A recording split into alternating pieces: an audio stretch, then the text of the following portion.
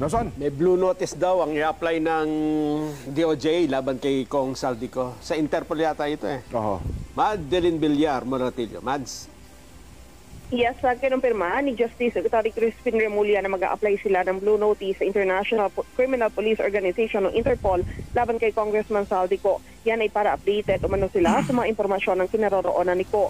Sa ilalim ng Blue Notice, ipapaalam sa DOJ ng Interpol o ipapaalam ng DOJ sa Interpol na si Ko ay person of interest na sa impormasyon ng Department of Justice nasa Europa umano si Ko sa Spain o France, pero mas maraming mensahe ang natatanggap nila na ito ay nasa France. Kanina magkasunod na nagpunta sa Department of Justice sila Sally Santos ng Sims Construction, Sara Discaya at Henry Alcantara para sa nagpapatuloy na ebalwasyon ng DOJ sa kanilang mga testimonya. Kinumpirma ng DOJ na tinuturing na rin na protected witness si Sally Santos. Bukas inaasahan namang magpupunta sa DOJ si Curly Discaya. Sabi ni Remulla, hiniling nila sa Senado na mapayagan si Curly na makuha ang kanyang ledger at iba pang dokumento. Yan ay bago siya magpunta sa DOJ dahil marami pa raw ang pwedeng sabihin at pangalanan nitong si Curly. Sabi ni Remulla, mas madami raw nalalaman itong si Curly kumpara sa kanyang misis. Balik sa inyo, Nelson, Jen at Sen Marcoleta. Maraming salamat. Yan po si Madeline Villar Moratillo. Magandang hapon muna. Aba, kay Ate Sam Garcia, nanonood pala sa atin, ha? Kasama daw po si Doc Cecil. Ayan. Salamat po ng marami. At ang Ka-Orlan Sanchez. Ka-Orlan, magandang hapon po. Kasama po ng kanyang buong pamilya. Nason, go! Ano bang itatanong pa natin? Ha? Gusto ko, interesado ako doon sa attorney. Sa bagay, ito pinalaki nila eh, di ba? Oo. Okay, kasi ako rin napapansin ko ito eh, Sen. Ewan ko lang kung practice talaga ito. Pagka kasi nagnotaryo, di ba, pag nawalan ka ng lisensya, Oo. affidavit of loss, Yes. papanotaryo ka eh. Napapansin ko, wala naman talagang abogadong humaharap eh. Oo. Yun lang doon. Yung sekretarya, taga-type, etc. Yun po bang practice na yun ay tama, Sen? Basically, hindi tama yun. Dapat kasi, kapag ka kasi nagnonotaryo ka, haharap sa'yo yung affiant eh. Yun ang kailangang nandoon. Kaya itong Gutesa, humarap talaga. Kailangan nakaharap ka. Alam niya yung pananagutan niya, kailangan nandun siya mismo eh. Mali yung halimbawa, tinawag lang, pakita mo nga sa akin ng litrato. O sige, ikaw nang pumirma dyan. Nagagawa nila yun, pero mali yun. Kasi ang hinahangad dito kasi ay yung pananagutan na nakaharap mo talaga. Kasi ikaw ang nag-administer ng kanyang oath eh.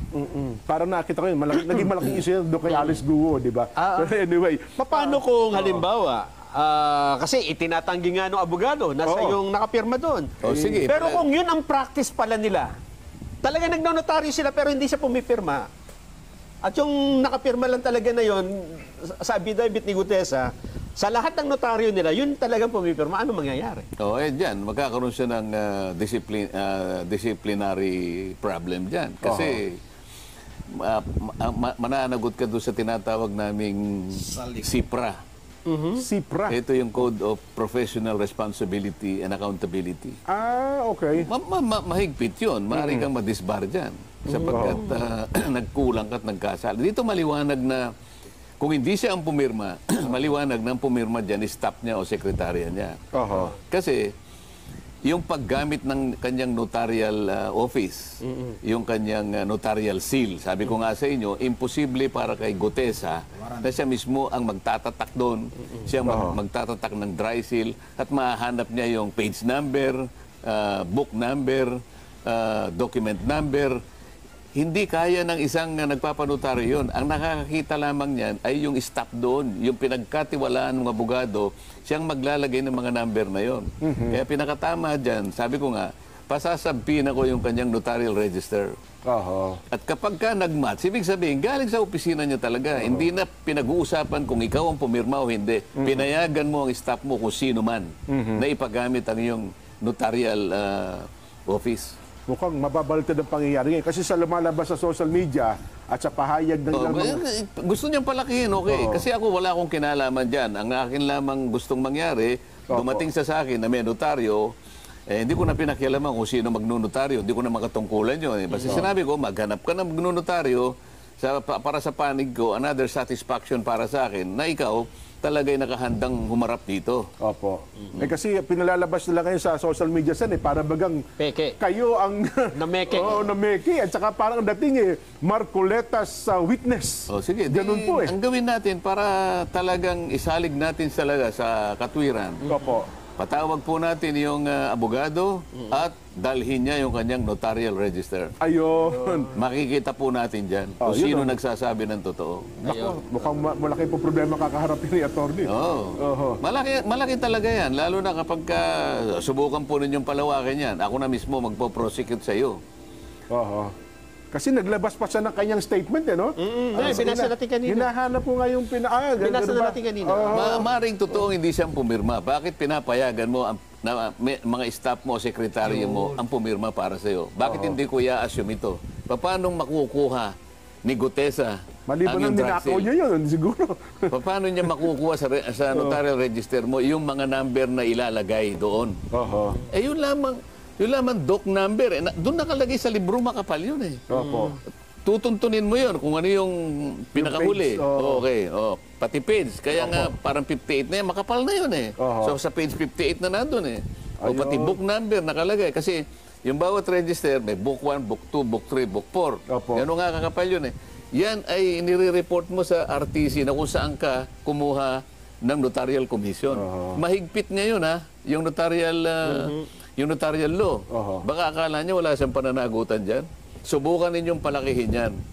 Subukan nyo lang palakihin yan. Ang pinaka-arbiter dyan, pakukuha po natin ang inyong notarial register at kapag nakita namin na tumama dun sa number nung daladala ni Gutesa, Opo.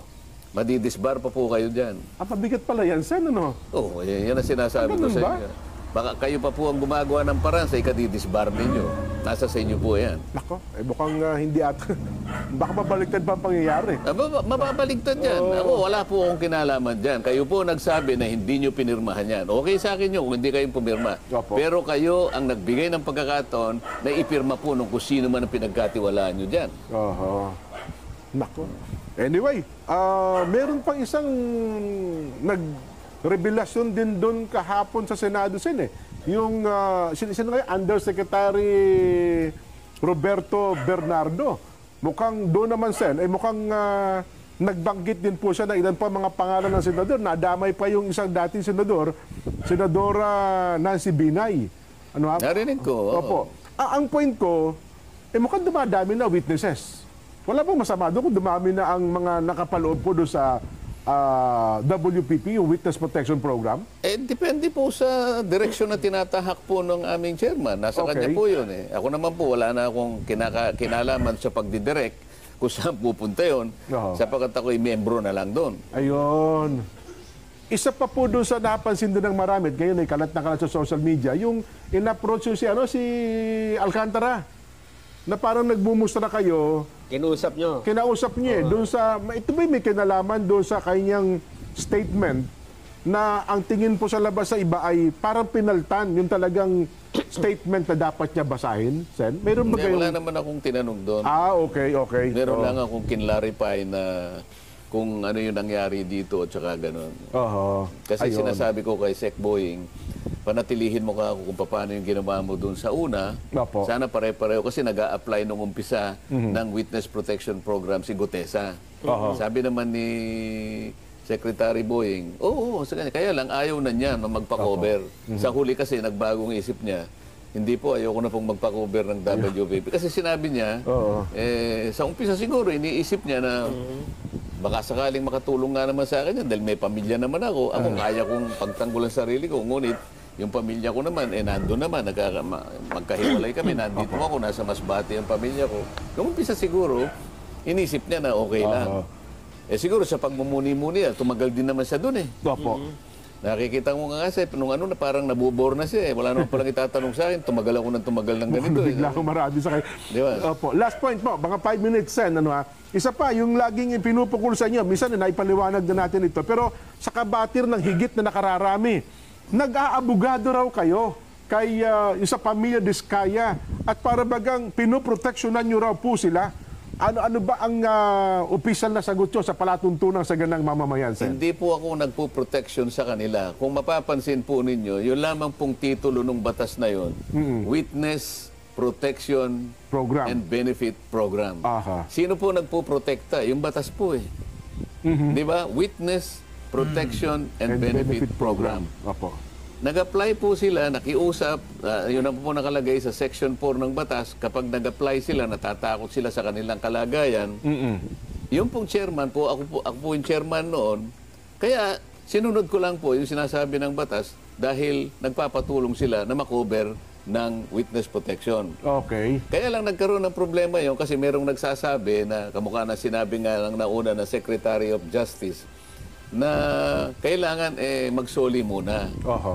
Ang sabi ko sa kanya, walang nakalagay na requirement na gano'n. Pero hindi ako laban sa pagsusoli. Yes po, yun ang liwanagin. Akala kasi hinaharang yung pagsauli, Sen. Hindi ko hinaharang. Oho. Ang gusto ko lamang, kung ano yung sinasaalang-alang ng batas, kailangan nating tuparin na walang labis, walang kulang. Hindi pwedeng i-bend the law. Yung pagsusoli, yung pagsusoli kasi, kalimitan, kung hindi man lahat, doon sa panghuli na yan. Kasi doon sa panghuli, doon nadidetermine ng korte kung gaano yung pananagutang sibil. Kasi dito, yung kung nakasunod siya sa requirement ng batas, nakatulong siya sa Estado, na ipagtanggol yung karapatan ng Estado, na ipakulong lahat kung sino yung dapat ipakulong. Kaya karaniwan, hindi na siya sinasampahan ng criminal action. Ang natitira na lang yung civil liability. Yes. Kukwentahin ngayon ng pamahalaan, ito isosoli mo to kasi lumitaw na nagkulang ka.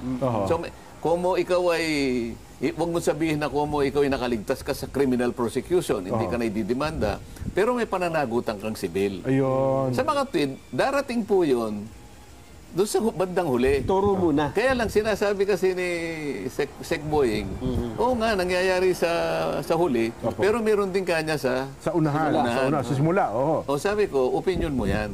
Ako kasi, kung ano yung nakalagay sa batas, yun lang ang sinusunod ko. Ipakita mo sa akin, saan sa batas na nangyayari yung una. Wala naman siya. Hindi, kanya, opinion ko yun eh. Opinion mo pala yan eh. Hindi naman mangingibabaw ang opinion mo doon sa sinasabi bilang ng batas. Justice Secretary. Pero yung part ng practicalidad, kasi sabi nila, di ba ka naman, ang civil case ayun, tumaabot ng pagkatagal-tagal yan eh. Baka mamaya, pag natapos wala na tayong mabawi. Oo, sino nga magsasabi, magkano ba isosoli? Nakalagay ba sa batas, ikaw bang kukwenta, Justice Secretary? Baka magkamali ka dyan. Baka isang araw ikaw mademanda, abuse of discretion, sapagkat paano mo kukwentahin? Baka maabuso mo yung kapangyarihan mo. Walang parametro eh.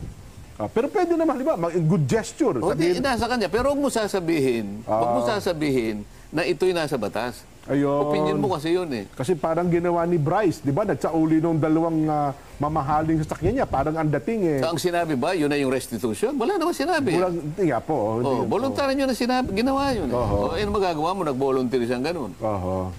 Ngayon, nagkaroon ng... Pero kailangan liwanagin natin. Ako po, wala akong sinasabi na ayaw kong magsoli kung sino man ang dapat na magsoli, lalong-lalo na kung ito po ay pera ng bayan.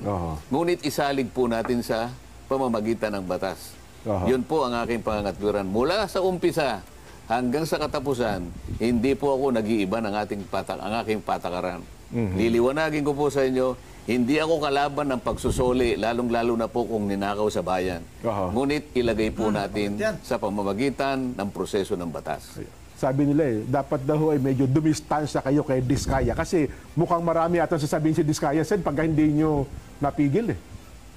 Ganun ba ibig sabihin nun? Anong dumistansya? Sabi kasi, di ba, ang lumalabas sa social media ngayon. Ako nga yung kukunti lang, sila nga yung puro na lang siyang tinatanong, hindi ba? Ako nga po, paminsan-minsan lang ako nagtatanong. Ang punto ko na lang dito, Sen, mukhang may mga taong ayaw magsalita ang Diskaya. Hindi kaya ganun naman ang sitwasyon? Ayaw kong mag-speculate, pero ako, kung ang pinag-uusapan ay yung distansya. Opo. Hindi ko naman kinakausap yung mga yan. Ayun. Sige po, basa pa kami ng mga reaksyon. Sabi ng ating mga reactors, B, ituloy po hanggat hindi nalilinawan lahat ng sangkot dito. Philman Lamina, Lucena City. Tuloy lang muna, Kendra ng Caloocan. B, mas okay yung live na nakikita ng mga tao ang pag-iimbestiga at wala din pong tiwala sa ICI.